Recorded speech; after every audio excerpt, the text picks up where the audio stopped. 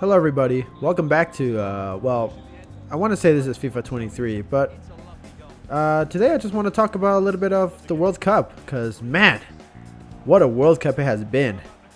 Um, as you know, as of today, the group stage has officially ended, and it ended with South Korea moving on to the knockout stage, leaving Uruguay in the dust. I mean, there was also Serbia, Switzerland, and all that stuff. Brazil and Switzerland advanced. Um, but that's just. I think that was kind of obvious.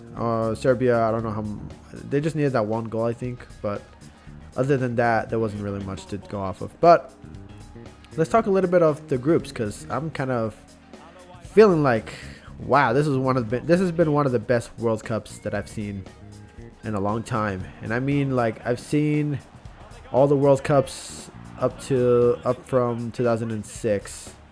I've seen the 2006 edition, and from there I just watched every World Cup since then: the 2010, 2014, 2018, and now 2022.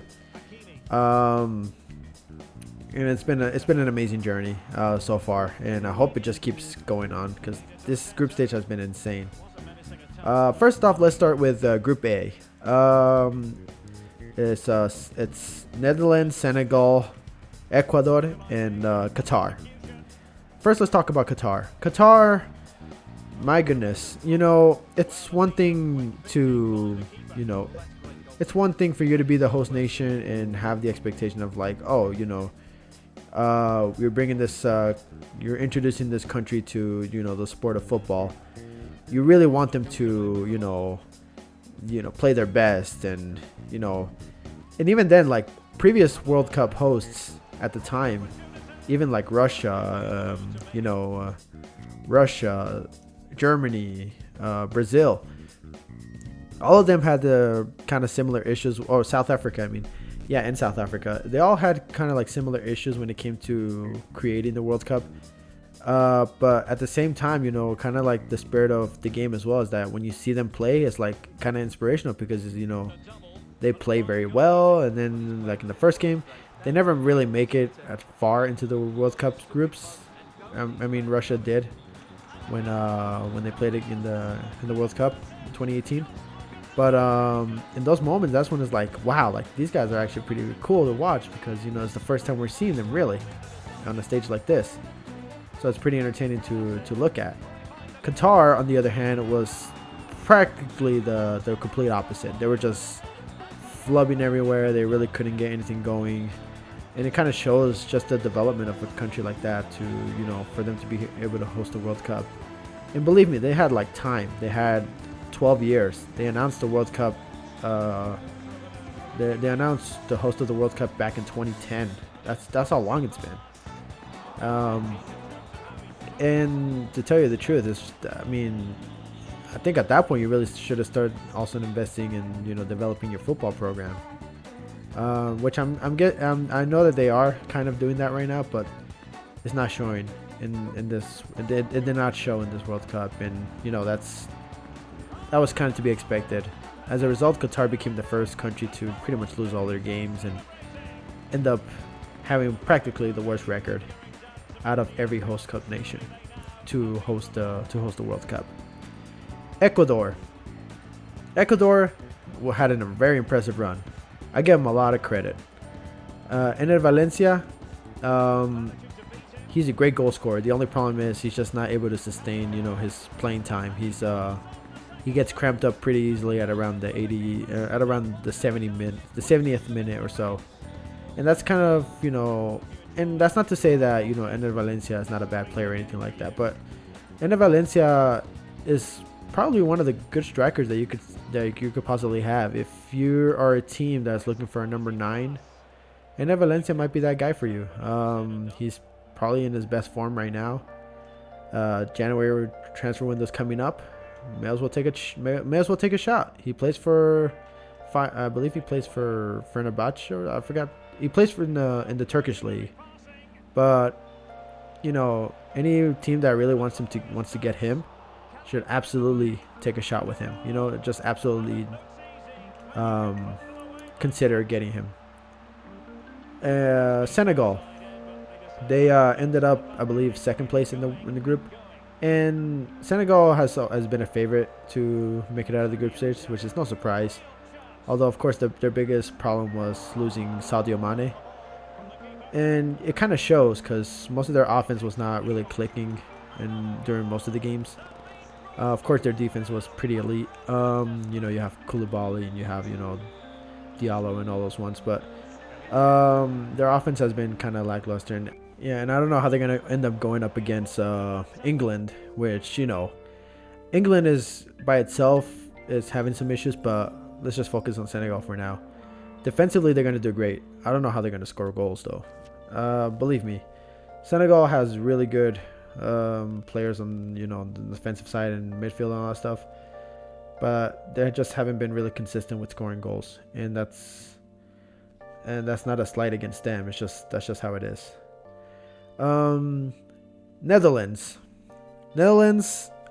have also had a bit of a fair share of issues. Again, that's not to say that they're a terrible team by any means, but when they go up against the US, as of the time of this recording, which is tomorrow, this is where it's going to become a bit more clear, because they're already having some issues apparently.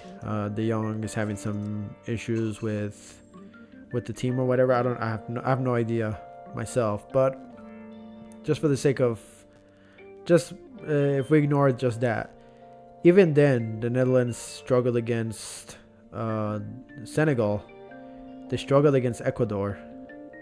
And when you struggle against teams like those, it really doesn't give you a lot of confidence that you'll make it out of the group, or that you'll make it pretty far in the knockout stages.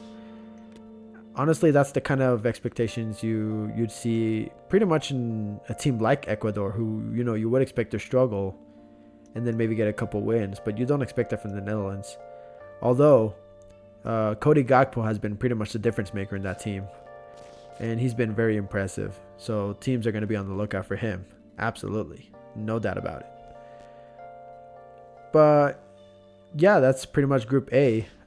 Group B: England, USA, Iran, and Wales. Let's start with Wales. Wales could have done a bit better. The loss against Iran, the loss against Iran was pretty telling. LeBron James. Once Wales lost against Iran, that was pretty much the turning point for the whole group stage, because when you lose against a team like Iran, that's when you've truly lost. That's when you truly lost. And I don't care if they drew against the US. I don't care if you could have given the England a good fight. Iran was the difference maker, and as a result, they paid for it. I don't know what it could have been. It may have just been lack of talent, just lack of players, just not enough firepower. Whatever the case, Wales looked very much like they do in the standings, just the worst team in that group.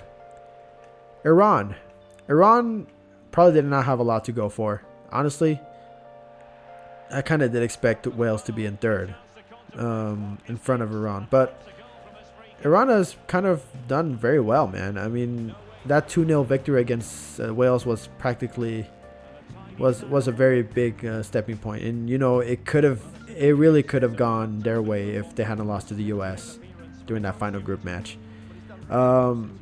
and things would have been a lot more different.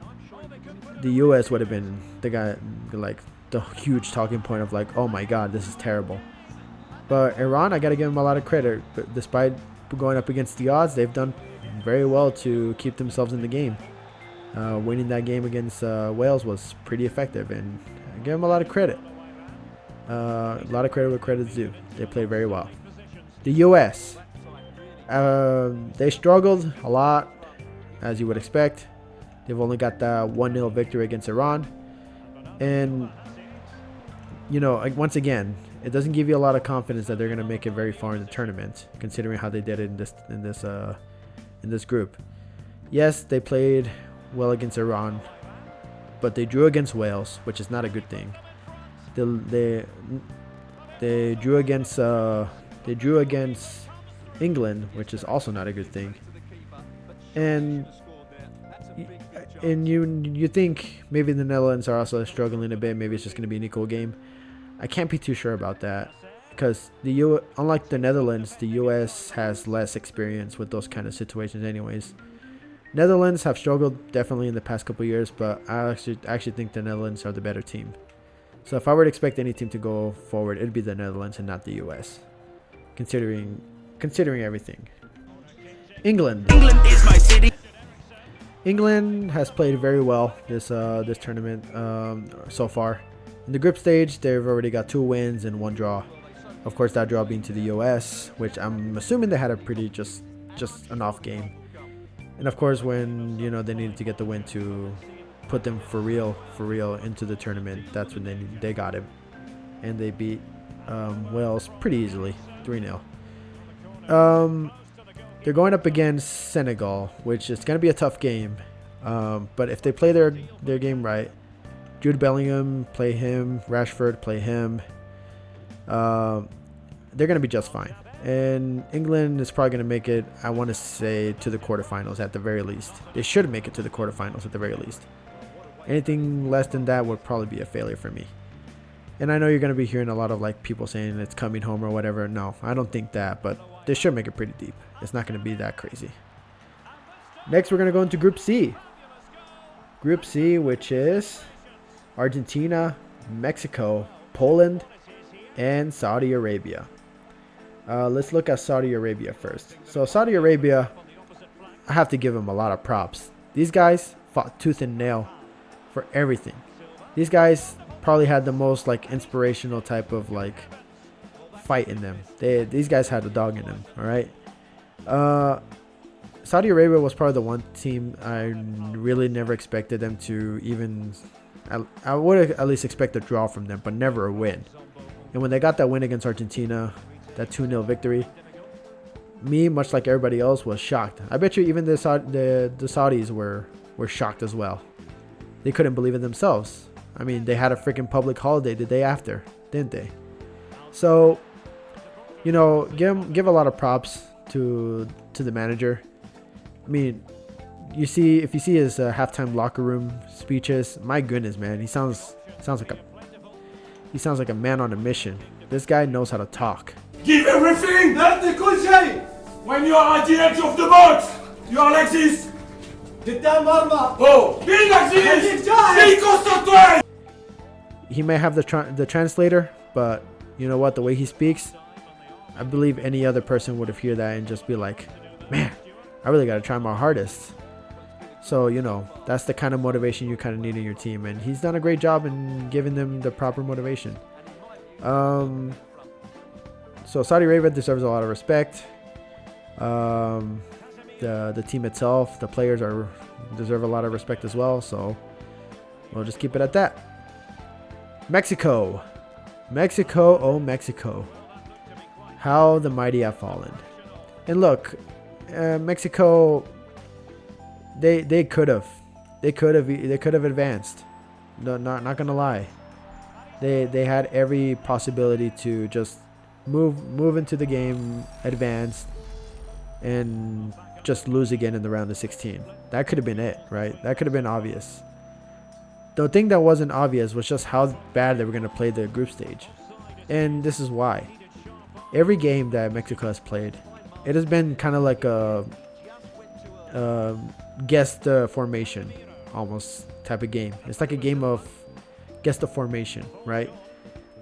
Every game that Mexico plays, you have no idea what formation they're going to play, because Tata Martino has been so inconsistent in creating and lining up formations, thinking about who he's going to play.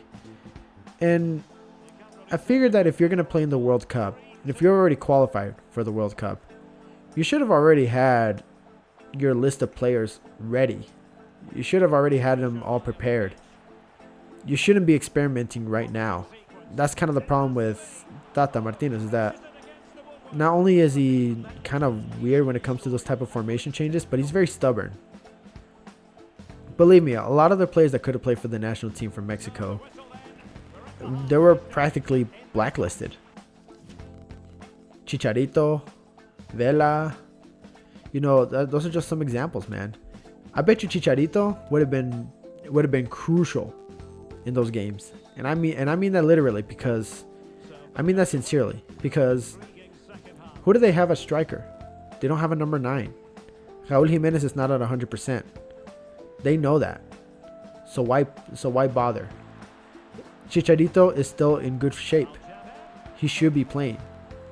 I understand Vela not wanting to play. Maybe it's for other reasons. But I think Tata Martino also has a habit of pissing off Mexican players, which is not a good thing to do. Especially if your main mission is to, win World Cup matches and win games. Your job is not to dislike your job is not really to like or dislike any certain player. Your job is to manage a team.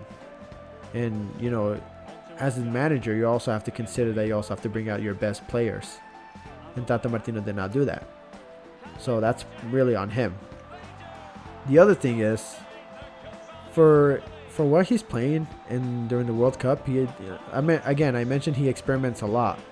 But the way he experiments is that, for example, in the Poland game, he played just the standard formation. I believe he played a 4-3-3. I might have to correct myself while I'm editing it. But in any case, if he ran that formation consistently, that wouldn't be an issue. Maybe he would have had some changes and stuff like that were necessary or whatever. That's fine. The next game against Argentina, he ran a 5-back formation. And for me, that's the biggest whoops of the tournament. Because that means that not only was Tata not willing to attack, he was just willing to play conservatively, and that hurts Mexico. Mexico is not supposed to be on the defense. They're not particularly good at that. They're good at attacking. And, if you're going to be relying on the counters, then that's not really going to help against an Argentina squad. If you're playing conservatively as a 5-back, that's only going to create more opportunities for Argentina to score. And Argentina's good at that. They are good at that. And then for the final game, he probably played possibly his best formation he could, that 4-3-3. And he played it against Saudi Arabia. And even then, they scored the 2 goals, but they couldn't get that third. That third goal was necessary for them to advance. And as a result, they just completely messed up. They had no consistency, just nothing. It's kind of amazing. As a result, Tata Martino is out. His contract expired as soon as the whistle blowed for the World Cup, and he's pretty much out as Mexican head coach, and now they're gonna have to try to find a new one. So let's see how that hunt goes. Next up, Poland.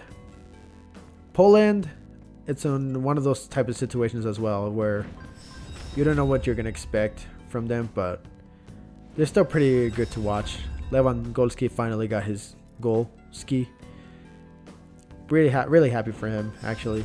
Finally getting the goal that he very much deserves. And they're probably not going to make it as far, obviously.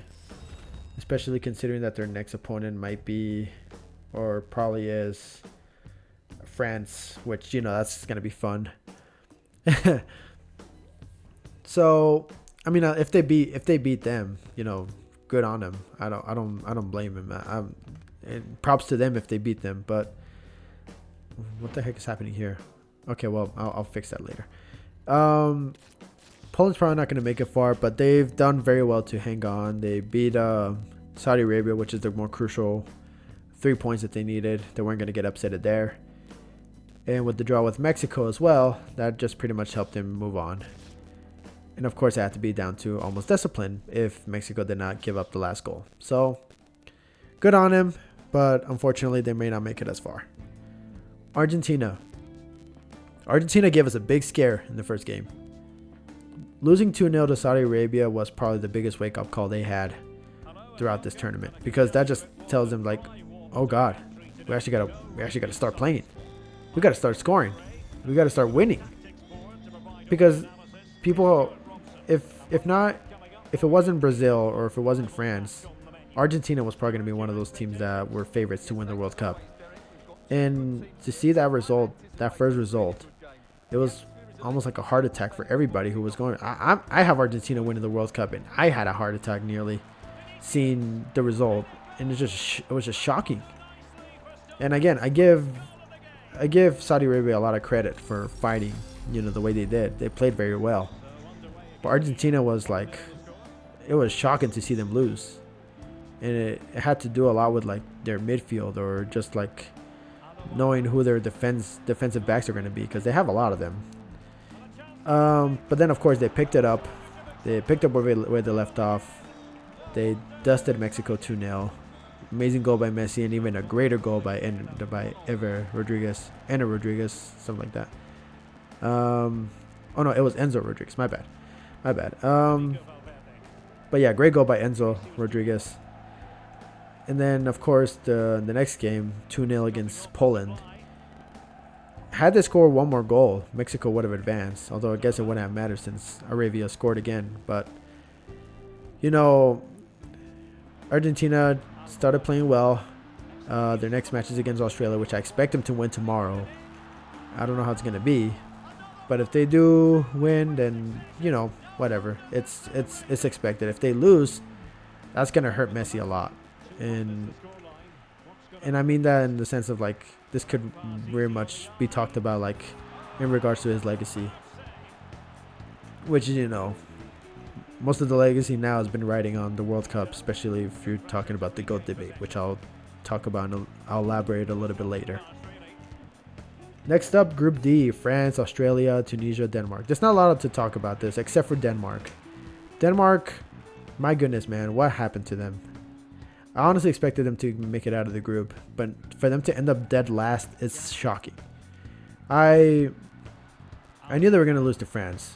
What I didn't know is that they were going to lose to Australia, and that in itself was the biggest difference for Denmark. It couldn't have been the fact that they drew against Tunisia. It's the fact that they ended up losing against Australia, and they just hurt themselves. They knew they were going to lose against France, so the best expectation you have to do is to beat the others in that group to make it out. And you couldn't even do that. So in the end, Australia moves on to the next group. Tunisia got themselves an upset to France, even though I genuinely believe that France didn't care enough if they got the upset or not, because either way they advanced. And that's pretty much it for that group. France did a good job, and so did Australia. Australia did a hell of a job, especially winning against Tunisia and winning against Denmark, especially against Denmark. Group E, Japan, Spain, Germany, and Costa Rica. Oh boy, there's a lot to talk about this one. Costa Rica has done a great job. They kept themselves alive, beating Japan 1-0 after getting completely devastated by Spain the previous match day. And good on them for picking themselves back up, because that's not an easy game to get back from. Getting destroyed by Spain would destroy anybody's confidence or morale leading up to the next games. But you know what? Costa Rica stuck to their guns and they beat Japan and kept themselves alive, which is a good thing. They gave Germany a scare. Or rather, they gave both Germany and Spain a scare, because if they had won that game against Germany, they would have advanced instead of Spain, and it would have been Japan and Costa Rica advancing to the knockout stages, and Spain and Germany would have been out, which is kind of amazing to me that if they would have kept that lead, things would have been a lot more different, which is insane to think about. But in the end, Germany, they had to fight for their spot as well, so they fought as hard as they could, to no avail, of course. Freaking Spain and their goal difference, but you know what? I give Costa Rica a lot of credit. They've done a great job. They hung in there, but of course, it just didn't work out as well. Germany. It's been a rough say 4 years, pretty much, since the last World Cup, basically. You know, we all talked about the World Cup curse and how it affected Germany. But to be honest, we all thought Germany would probably recover from this and they'll be back in winning form and they'll be fighting in like the top and, you know, being at the top 4, being top, you know, maybe semi-finalists of certain teams if they develop the talent enough. And of course, they went through the managerial change of Hansi Flick now instead of Song. But nobody really expected this was going to be this bad for Germany. Germany was very set on being one of the best teams in Europe. And, you know, I made a predictor, and I predicted that Germany was going to make it out of the group stage instead of Spain.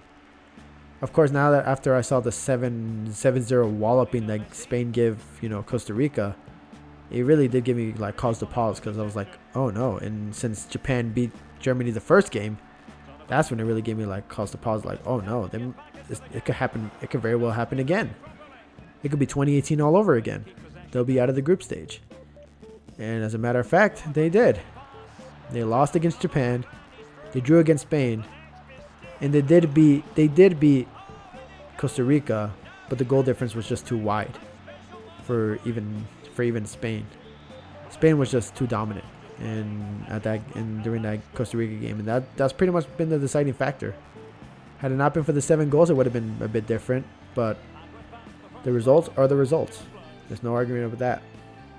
Germany is gonna have to go through a lot of rebuilding, and they just have a lot of work to do. They have the Euros coming up. We'll see if they come up with something by then.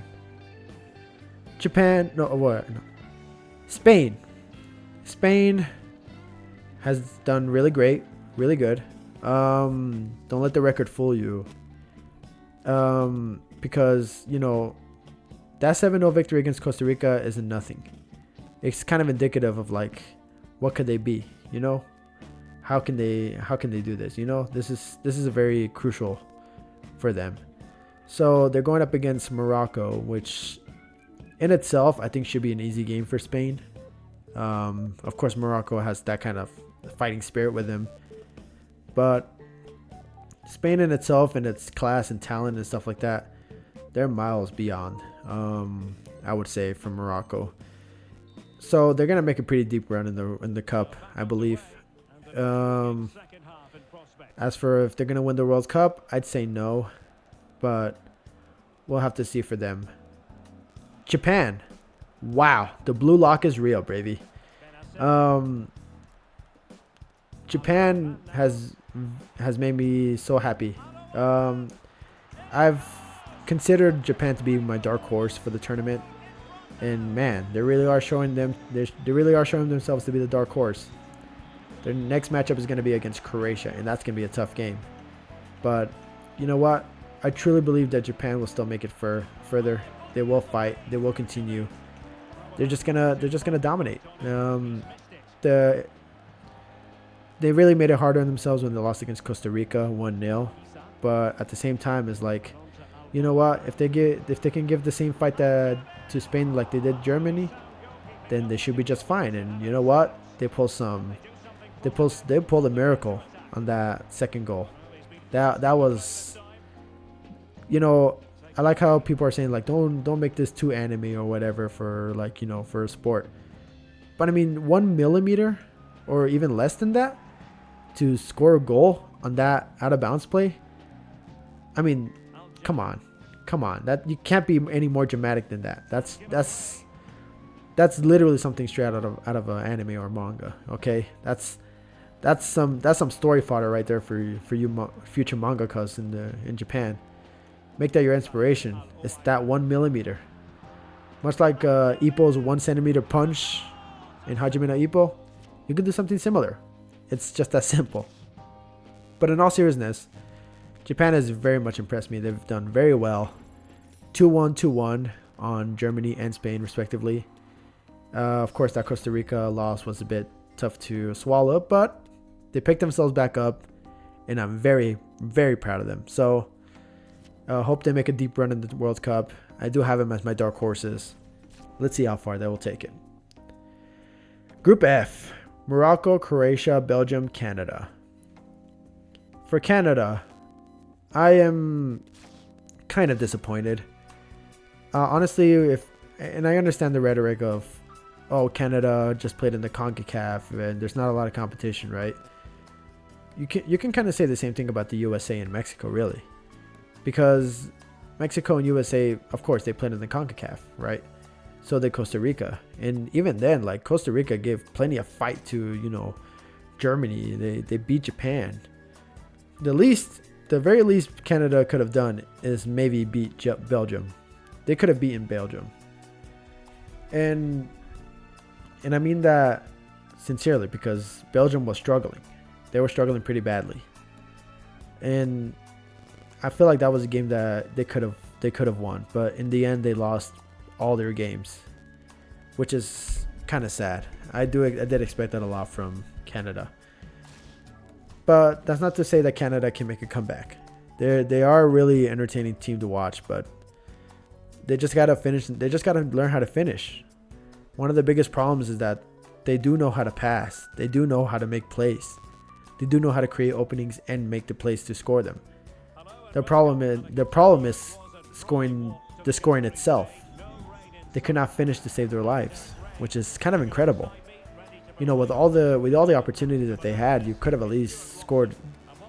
With probably like the 7 opportunities that they had, you could have at least scored 4 of them. With all the opportunities they had. So the fact that they've only scored 2 goals throughout this whole tournament, it's kind of shocking. It's kind of amazing because they created a lot of opportunities, but yet they had the lack of goals. I just hope that they continue fighting, make it to the next World Cup, and give us a better performance, because they do deserve it. They do deserve to give us a good performance, right? They made it this far, they can make it back again. I guarantee it. Belgium.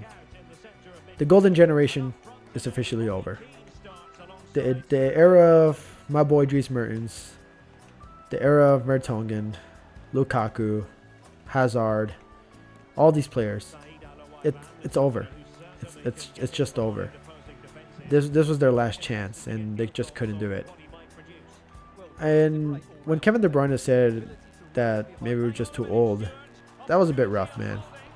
We let you talk, but when you say stuff like that, it's kind of like bringing into light something that we kind of all knew in the back of our minds, but you just don't want to hear that from one of your players, And that's not to say that he's not wrong. I'd agree that they are pretty old, but at the same time, it's like that shouldn't be the main issue. That shouldn't be the main issue. Yeah, it is a factor, but it's not the main course of it. I want to say Belgium just has a lot more issues, finishing, stuff like that. Pretty much most of the same issues that Canada has, except Belgium is relatively a bit more better in that regard. Lukaku missed a lot of chances.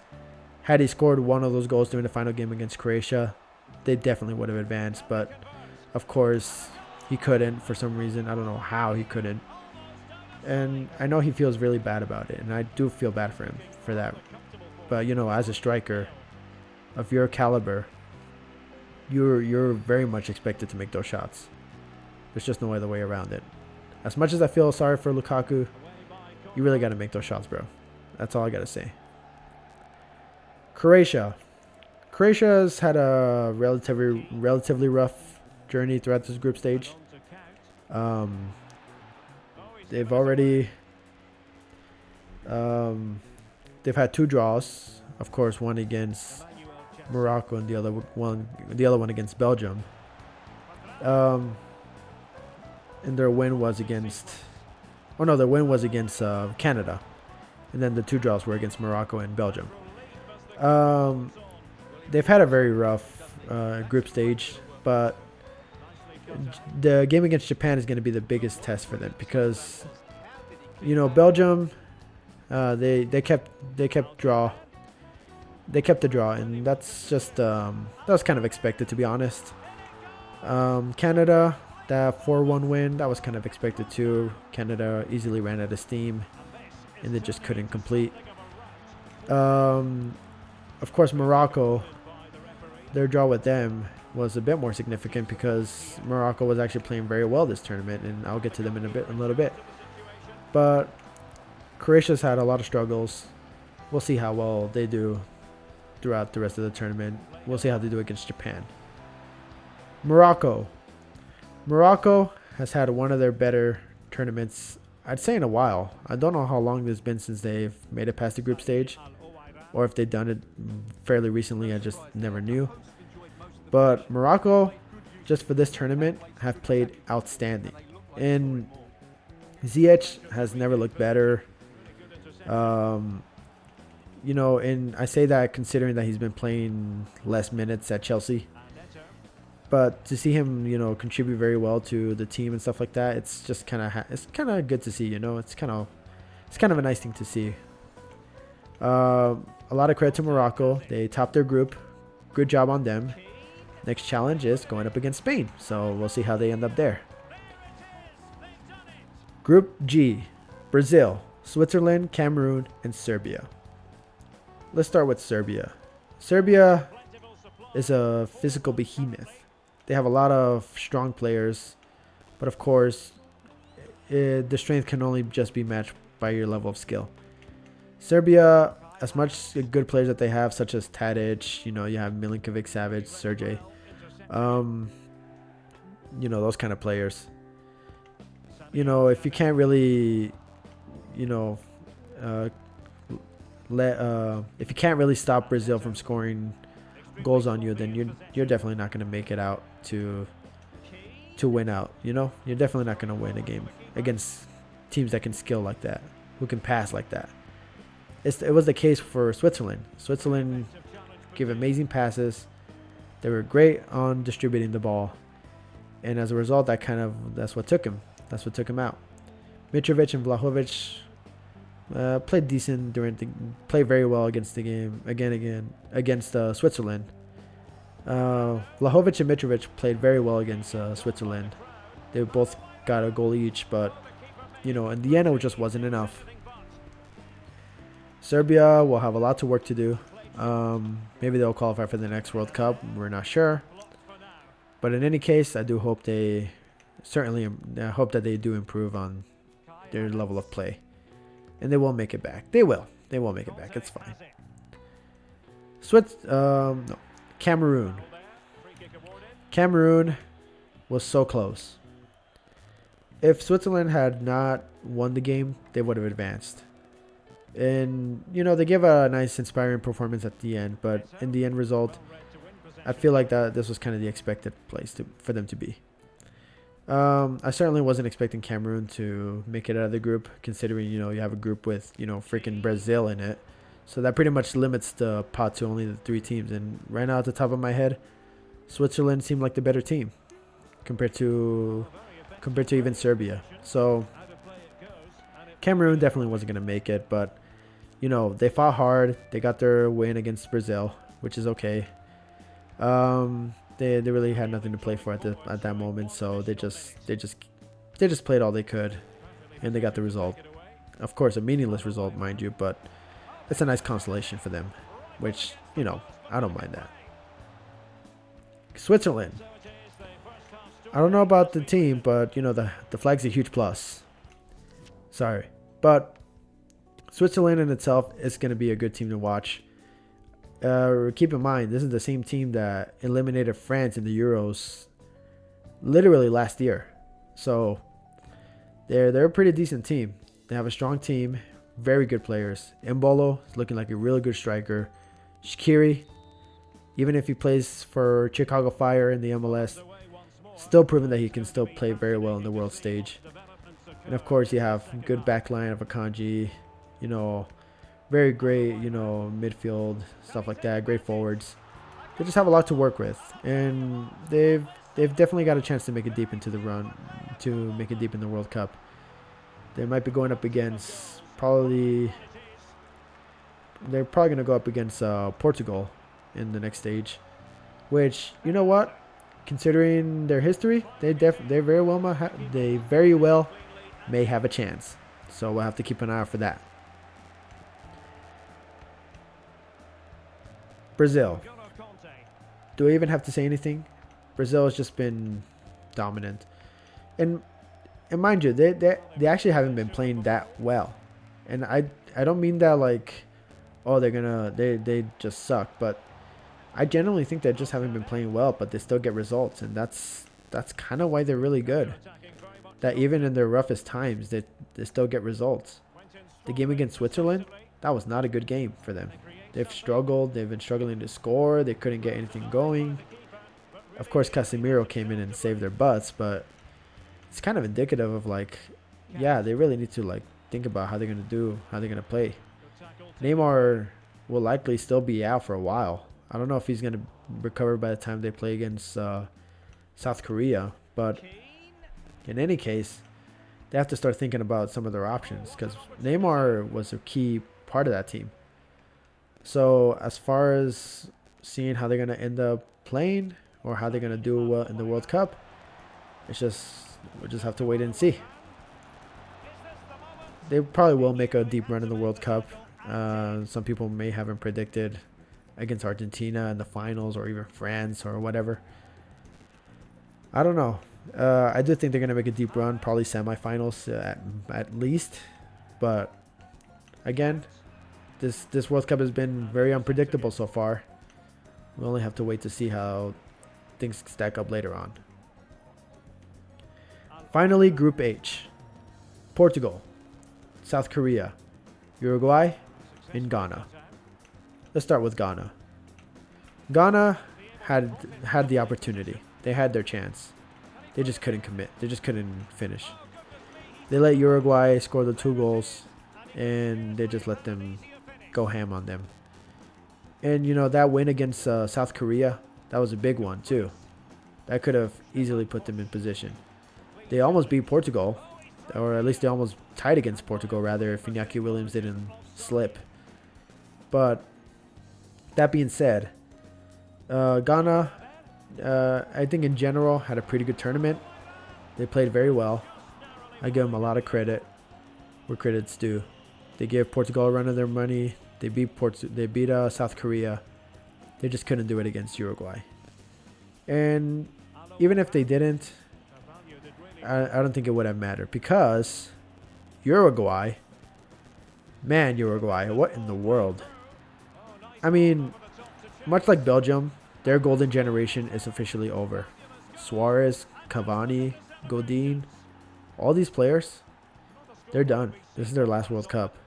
Suarez is living out his last moments as probably if anything, this is probably his last time playing for the Uruguayan team, if not football in general. And as sad as it is to see, you know, some players just like lose because of it, it's like at the same time you guys were very toxic to Ghana. It would be one thing, right, to, you know, play your heart out and try your best to win a game, but Ghana and Uruguay had history, man. If you all remember 2010 World Cup South Africa, Luis Suarez freaking had that, you know, Luis Suarez did that handball that could have been Ghana's game-saving goal. Clear handball like he was playing goalkeeper. Got red carded. Ghana ended up missing the penalty, and Uruguay moved on to the next stage. And that just lived in infamy for everybody in that group, which is kind of incredible. But safe to say, Ghana pretty much got their just desserts. Even if they weren't directly involved in the whole Uruguayan, you know, type of deal, they at least managed to rack up enough points to put Uruguay kind of in their place. Uruguay at the end had a lot to say about the refereeing in the game, and admittedly, I'd say more the Cavani penalty was the more obvious penalty of the two. The Nunez penalty could have been debated, honestly. I do think he touched the defender touched the ball before he hit Nunez. So for me, that wouldn't have been a penalty. But for the Cavani penalty, for me, that was kind of a clear penalty. The defender did lunge towards Cavani, which made him trip, which made him fall, which, you know, it's grounds for penalty. I do agree with that. My only issue is with what Uruguay is like complaining about is why are you complaining about it, now? Well, at the very least, let me rephrase that. Why are you complaining about this, after the fact? Because let's be fair, Uruguay could have had a better World Cup. I'm pretty sure a lot of people would agree with that. Formation-wise, they haven't been consistent. They've had times where they put Nunez and, well, today they played Nunez and Suarez. The other times they put Suarez and Cavani, and then they put Cavani Nunez. It was just never consistent. And if you don't, again, it's kind of like the Martino effect, that Tata Martino from Mexico. If you're not consistent enough with your formation, you're not going to get results because all your playing styles are just going to be miss and mash.